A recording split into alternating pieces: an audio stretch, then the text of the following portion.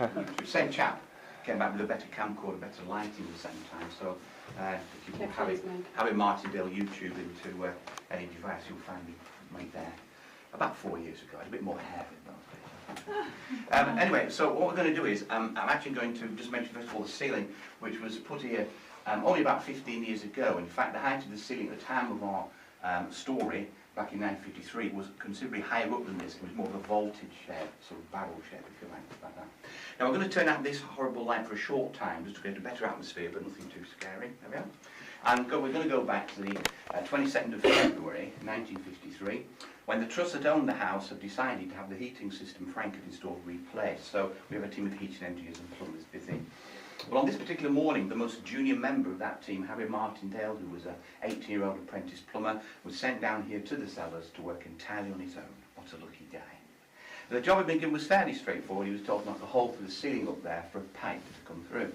Well, Harry brings a set of ladders with him. When he gets to this point in the cellar floor, he notices an excavation trench has been dug down, lower down this existing level, and it has actually uncovered one of the Roman roads beneath the house, which was being investigated at the time. But Harry just sees it as a perfectly safe place for his ladders. So he pops the feet of the ladders in the trench, leans them up against the wall, climbs up, and he gets busy working.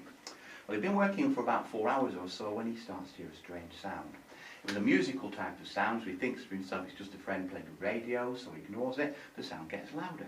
And he notices, although it's a musical sound, it's not a song or a tune, it's the same single note over and over, a bit he thinks like somebody blowing into a horn or a trumpet maybe. But he carries on working, but the sound gets louder, and it's coming from this part of the cellar wall here. He's up the ladder there, he looks down to find where the sound's coming from, and suddenly, out from the solid wall below him, steps a Roman soldier, wearing a helmet with plume feathers, wearing full uniform. As the soldier steps out though, Harry notices something very strange.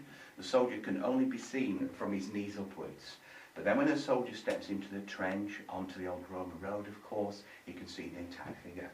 Well, Harry's so amazed by this, he actually leans back too far and falls off his ladder. But he picks himself up and he goes to hide himself as best as he can in that far corner over there, and he crouches down, makes himself small in case the soldier means him harm. The soldier totally ignores him there, marches across the cellar floor and disappears right in the middle of that lady there. She knew where to stand, didn't she? You know, she knew right behind that lady there. Well, Harry thinks of escaping, but he can't. There's more sounds coming out. This time the sound of a horse's hoofs. And what emerged next was a very big horse, on top of this a Roman soldier, and he's got a circular shield over his left arm. As the horse comes out, that can't be seen clearly either. But when he puts its front hoofs into the trench, you can see to the bottom of its legs. And Harry said what was unusual about the horse, he had a very bushy fetlocks around here. He said more like a shire or a dray horse, you know, an ordinary type of horse, if you will. Anyway, the soldier on top of the horse totally ignores Harry quivering in the corner there, follows his friend across the cellar floor here, and the horse goes straight through the wall. Harry's thinking of escaping again, but he can't. More sounds are coming out, marching footsteps sound. What emerges next is a whole column of Roman soldiers in pairs. Harry counted about 18 to 20 soldiers in total. All of them coming out again, like earlier, only visible from the knees upwards.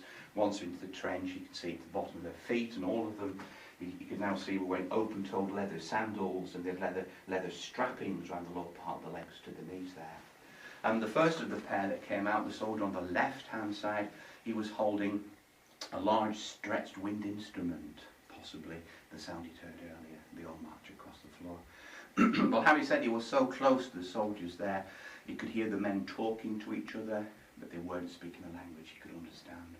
Well, later he gave a very detailed description. He said smallish figures, all wearing uniforms which were leather jackets or jerkins on the top, and beneath that, Harry said, were wearing, well, he called them funny little skirts. They were, of course, tunics coming down just above the knees, and he said they were green in colour. All of the soldiers were armed, 2 or 3 had spears, but most are short little swords in holsters on the right-hand side of their bodies.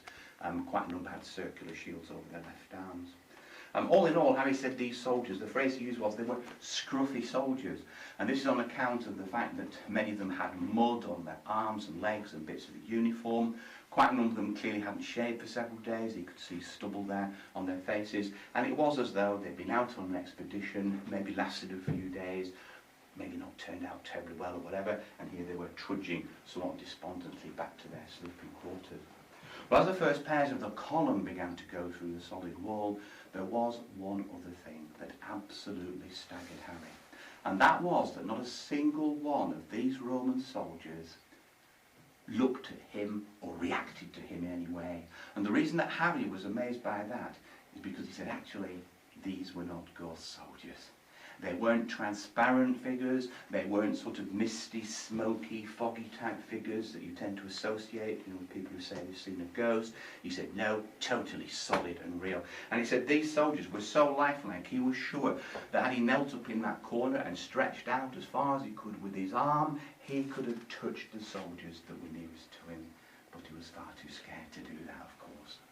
When the last pairs of the column had finally gone through the wall and the footsteps and voices got fainter and fainter and fainter, Harry makes a run for it, picks himself up, sprints across the cellar, up the first tunnel, up the second, up the steps that you came down. He sat down on the top step up there. He was shaking and trembling, absolutely terrified.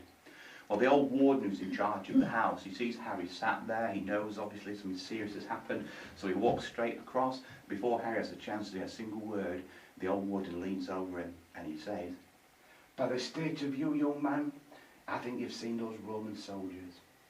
Because the warden had seen the same soldiers here the previous year but never told anyone. Well, Harry Martindale goes on immediate sick leave from his job and never works as a plumber for the rest of his life. But while he's on sick leave, of course, his friends keep pestering him. Why not at work, Harry? Have you done your back in? I said, I'm not going back to it. Get back to work, lad, you'll lose your job. I don't care about my job. And he was sacked.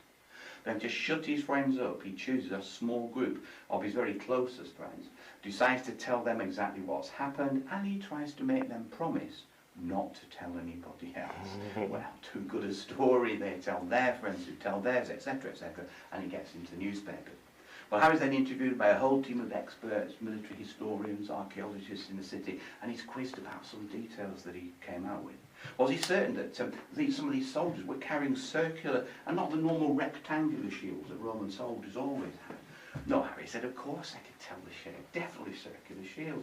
And what about these swords? You said they carried the swords on their right-hand side. Well, that's wrong as well, isn't it? It's on the left-hand side, weren't they, Harry? No, no, no, he said. It was the side closest to me. I was crouching in that corner, definitely right-hand side. And what about these tunics, Harry? These tunics, you said, were green, didn't you? But it was dark down here. They weren't green. They were red tunics, those, weren't they? Again, that was normal. No, no, Harry said it was a bit dark, but I could see the colour. Definitely green tunics. Well, the first people who talk to him, of course, don't believe a word. They laugh at him, they ridicule him, because nothing like these soldiers has ever been heard of before. But as a result of the big archaeological digs undertaken in the city in the 1980s, 90s, through to the 2000s, we've uncovered a whole mass of Roman remains relating to the fort, and they're there in the Yorkshire Museum if you wish to see them. And we now know more than we've ever done about those reserve auxiliary troops living in the fort in the last 30 to 40 years as the regulars have quitted and gone back to Rome. And it turns out that those soldiers in the fort at that time were always issued with circular, not rectangular shaped shields. They wore their swords on their right-hand side in scabbards to use as short dagger-type weapons in combat. And they always wore green, not red, tunics like the regular soldiers.